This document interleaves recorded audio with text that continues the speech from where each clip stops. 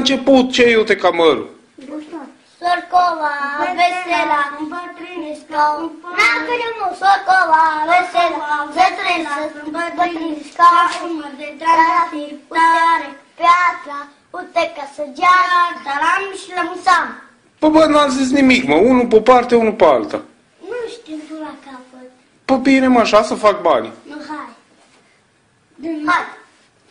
Sorcova, vesela, dacă de mult, sorcova, vesela, să trăiți, să îmbătrâniți ca un măr de trandafir, tare, ca mărul, tare, ca piatra, uite ca piatra, uite ca sărul.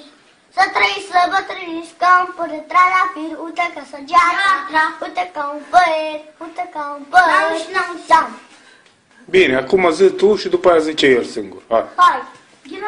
Sorcova, vesela, să trăiți, să bătrâniți ca un păr de trandafir, uite ca săgeata, să trăiți, să bătrâniți ca un păr de trandafir, la mulți ani. Acum zi tu?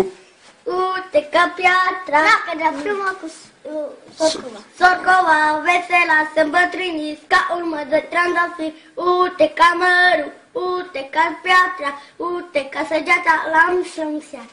Așa, mă. Da.